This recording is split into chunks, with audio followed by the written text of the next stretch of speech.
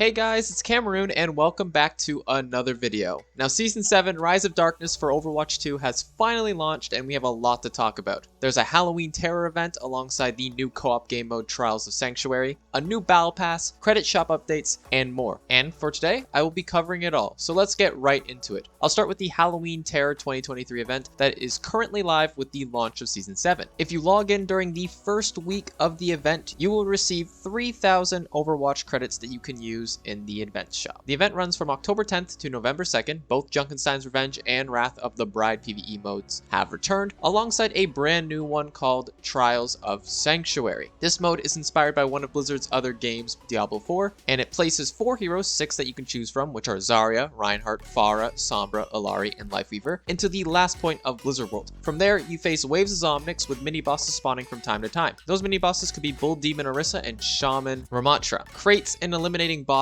gives you power-ups and potentially ability upgrades for your hero. In my game, I was Reinhardt and I got fire strikes that left molten core underneath them. And my hammer swings would literally throw beams of light. They look like fire strikes, but they didn't behave the same way. And that was really cool. There's also loot goblins, which are junkrats that give you ability upgrades too. So if you hear him, go for him. I played only on normal, which is extremely easy, but looking at how much damage you're going to be taking, be careful on higher difficulties. Overall, I think this mode is actually quite fun. A little confusing because you have to eliminate a certain number of Omnics to progress through the bosses. Besides the game mode, what are the challenges for this event that you can complete so you can earn some rewards? Well, there are a total of 21 challenges, 19 if you don't include the ones that require you to complete challenges, that reward a bunch of different rewards, including a total of 1,500 Overwatch credits and 30,000 XP, and some also have other cosmetics such as charms and voice lines. For completing 8 of the challenges, you are rewarded the Wolf Pup Weapon Charm and 5,000 Battle Pass XP, and for completing 12 of the challenges, you are rewarded 600 Overwatch credits and 10,000 Battle Pass XP. But alright, let's get into what the other Halloween challenges are. Sanctuary Fighter, which requires you to win Trials of Sanctuary on any difficulty, rewarding you the Inarius Blessing Spray. Then there's Hardened Sanctuary Fighter, which requires you to win Trials of Sanctuary on hard difficulty. You can see where this is going, which rewards you the Lilith's Curse Spray and Moira voice line. Expert Sanctuary Fighter, win the game mode on expert difficulty, which rewards you the Blessed Mother name card and another Moira voice line. And Legendary Sanctuary Fighter, which requires you to win Trials of Sanctuary on legend difficulty, rewarding you the Hero of the Light title. Couple specific challenges for Trials of Sanctuary is Out for Blood, which requires you to eliminate 12 bosses in the game mode, which rewards you the Inarius Helm player icon and 2,500 Battle Pass XP. And Light's Blessing, which requires you to acquire 4 unique loot items for your hero and win, which rewards you the Enraged Mass Weapon Charm and 2,500 Battle Pass XP.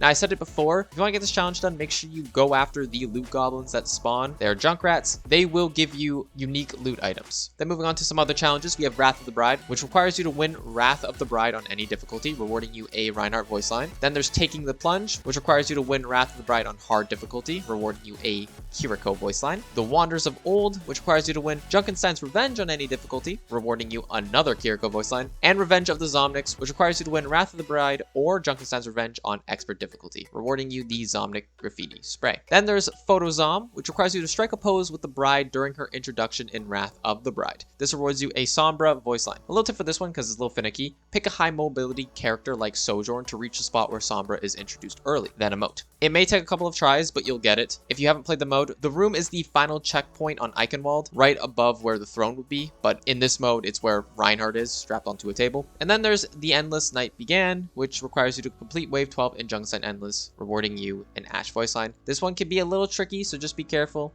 if you want to do that challenge. Remember, you only need to get 12 of them done. And then the final 7 challenges are just completed through playing any game mode, and they are Dungeon Scout, which requires you to complete 8 games, rewarding you 2,500 Battle Pass XP. Dungeon Crawler requires you to complete 16 games, rewarding you 2,500 Battle Pass XP. Dungeon Delver requires you to complete 24 games, rewarding you 2,500 Battle Pass XP. Dungeon Raider, which requires you to complete 32 games, rewarding you 2,500 Battle Pass XP. Then we switch it up to Dungeon Veteran, which requires you to complete 40 games, rewarding you 300 Overwatch credits. Dungeon Denizen, which requires you to complete 60 games, rewarding you 300 Overwatch credits. And finally, Dungeon Master requires you to complete 80 games, rewarding you 300 Overwatch credits. Remember, wins count as double, so for example, if you win 40 games of quick play, you'll have all of these challenges completed. Okay, now that is the event. Let's move on to the Battle Pass skins. Normally, I would have a separate video covering the whole Battle Pass, but this time around, I'll show you all of the skins and their tiers, and of course, the Mythic skin as well. Skins are the primary reason you get a Battle Pass, so it's easier and quicker to just show them them, since we can all expect the other stuff like credits, highlight intros, emotes. At tier 1, you get the legendary Ghostly Bride Widow skin and the legendary Night Raven Alari skin. We're already off to a good start if you ask me. At tier 10, you get the epic Victorian Ghost Lucio skin, and this one is free, and it looks really good. At tier 20, you get the legendary Asmodon Wrecking Ball skin, and of course is a part of the premium battle pass. At tier 30, you get the epic Ghost Bloom Lifeweaver skin, another premium battle pass skin. At tier 40, you get the legendary Victorian Doll Echo skin. I really like this one. I think it's very unique for Echo. Good skin. At tier 50, you get the epic Cursed Warrior Doomfist skin, and it is a part of the premium battle pass. At tier 60, you get the legendary Diesel Baron Ramatra skin, also being a part of the premium battle pass. At tier 70, you get the epic Crimson Clown Soldier skin, which is a part of the free battle pass. And finally, at tier 80, we have the Hanzo Mythic Onryo skin. On the side of customization, he is quite lacking. It has 3 colors to choose from and only 2 bows, but in my opinion, I still think the skin looks extremely cool and is better than last season's on a Mythic. Overall, I'm happy about the battle pass. We have some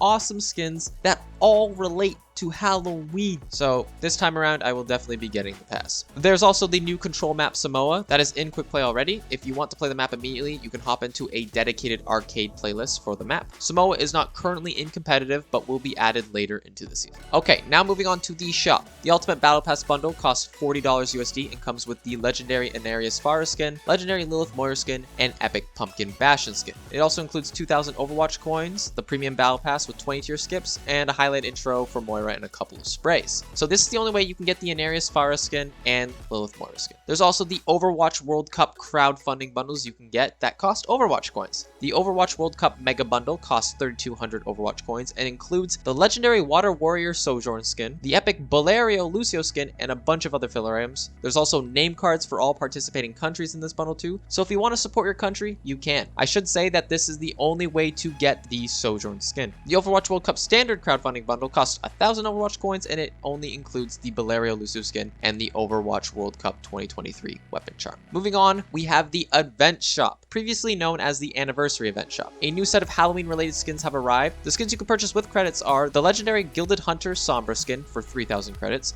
the legendary Shin Ryong, I hope I pronounced that right, Diva skin for 2,000 credits, the legendary Vampire Hunter Brigitte skin for 2,000 credits, the epic Demon Hanzo skin for 750 credits, the epic Spider Widow skin for 750 credits, and the epic Ghoul Ana skin for 750 credits. There's also an emote for Zenyatta and 2 highlight intros, one for Cassidy and one for the Piggy, that you can get as well with credits. Also be warned that the Anniversary Event Shop skins are only here for one last week, so if you wanted any of those, you only have until October 17th to get them before they're gone. Also, for the first time ever, you can now purchase heroes with credits. If you missed any of them and don't want to do the challenges to unlock them, you can get them here. I don't know how much they cost since I have all of the heroes, but remember, the heroes for credits are only available for the first week of the season. Now let's move on to some smaller stuff with this update. Hero loadouts have been added where you can now set skins, highlight intros, emotes, and more, and swap between them easily. There are 3 loadouts that you can work with. Honestly, it's a nice quality of life change, and I really can't complain about it. There's also more Twitch drops celebrating the launch of Season 7. So for watching 2 hours, you get the Lilith's Visage player icon. Watching for an additional 2 hours gives you the Demonic Skull weapon charm. Then watching for an additional 3 hours gives you the Bastion voice line. And then watching for another additional 3 hours gives you a Moira voice line. And finally, watching for an additional 4 hours will get you the Epic Possessed Farah skin. These drops last until October 21st, and remember, you need to claim the previous drop before working on the next one. There's some even smaller changes in this update, but these are all the major things with Season 7. If you want to check out everything, be sure to check out the patch notes with the link in the description. But that is everything for Season 7 of Overwatch 2. This season looks like it's starting off quite strong, and that's a great thing to see. Let me know if you're excited for the season and if you're getting the battle pass. I'd love to know. I'm excited to try everything, and I hope you all are too. Anyways, if you liked the video, consider leaving a like and subscribing. Enjoy playing Season 7, and I will talk to you all later.